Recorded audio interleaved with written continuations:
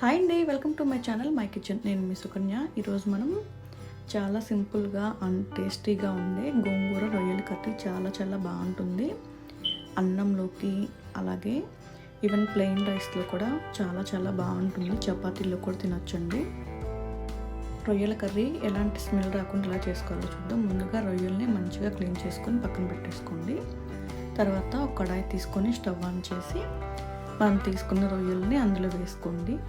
రొయ్యలని మంచిగా పచ్చివాసన వెళ్ళేదాకా ఒక 2 minutes మంచిగా ఫ్రై చేసుకోండి. తర్వాత కొంచెం సాల్ట్ వేసుకోండి.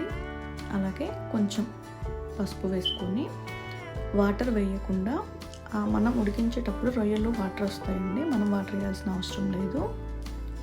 అట్లా ఉడికించుకుంటూ ఉంటే చూసారా వాటర్ అంతా ఇలా వస్తుంది. ఆ రొయ్యలోని వాటర్ అంతా మంచిగా వెళ్ళేదాకా బాగా ఫ్రై చేసుకోండి. తర్వాత వాటిని తీసి పక్కన పెట్టేసుకోండి. తర్వాత ఇంకో కడాయి తీసుకొని అందులో ఈ కర్రీలో కొంచెం ఆయిల్ ఎక్కువే పడుతుందండి. ఆయిల్ వేసుకున్నాక ఆయిల్ కొంచెం హీట్ అయ్యాక సన్నగా తరిగిన పచ్చిమిర్చి వేసి ఒక 10 minutes బాగా ఫ్రై చేసుకోండి. తర్వాత అందులో మీడియం సైజు ఒక ఆనియన్ తీసుకొని సన్నగా కట్ చేసుకొని వేసుకోండి.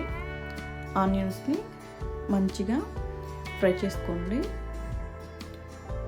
ఆనియన్స్ మంచిగా ఫ్రై అయ్యేటప్పుడు అందులో కొంచెం పసుపు వేసుకొని ఒక 2 minutes బాగా ఫ్రై చేసుకున్నాక మీడియం సైజు ఒక టమాటో తీసుకోండి.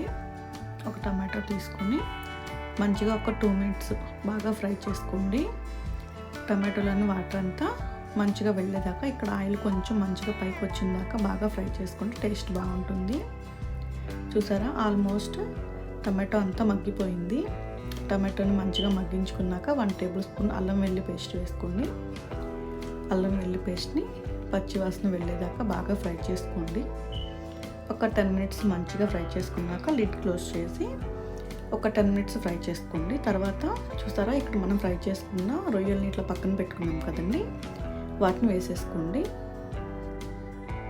రొయ్యల్ని వేసుకున్నాక బాగా ఒక 2 minutes సిమ్లో పెట్టి బాగా ఫ్రై చేసుకోండి. రొయ్యల్ని ఇలా ఫ్రై చేసుకోవడం వల్ల టేస్ట్ బాగుంటుంది. తర్వాత ఆల్రెడీ మనము పసుపు వేసి అలాగే సాల్ట్ వేసి ఉడికించుకున్నాం కదండి, ఇక్కడ కొంచెం రుచికి తగినంత సాల్ట్ వేసుకోండి, కొంచెం తక్కువే వేసుకోండి. తర్వాత రుచికి తగినంత 2 tablespoons కారం వేసుకోండి. కారం వేసుకున్నాక ఒక 2 minutes బాగా ఫ్రై చేసుకొని లిడ్ క్లోజ్ చేయండి. ఇక్కడ మనం గోంగూర కోసం వచ్చిన గోంగూర అండి ఇది. గోంగూరని తీసుకొని ఆయిల్లో మంచిగా ఫ్రై చేసుకొని ఇట్లా మంటి పేస్ట్లా కాకుండా ఇట్లా ఆయిల్లో ఫ్రై చేసుకోవడం వల్ల టేస్ట్ బాగుంటుంది. ఇది ఒక 2 weeks పాటు నిల్వ ఉంటుంది ఫ్రిడ్జ్లో పెట్టుకుంటే. నేను ఆ గోంగూరని వేసానండి. ఇలా వేసుకుంటే టేస్ట్ చాలా బాగుంటుంది. గోంగూర వేసాక ఒక 2 minutes సిమ్లో పెట్టి బాగా ఫ్రై చేసుకోండి. ఒక 2 minutes ఫ్రై చేసుకున్నాక లిడ్ క్లోజ్ చేసి కొంచెం సేపు బాగా మగ్గించుకున్నాక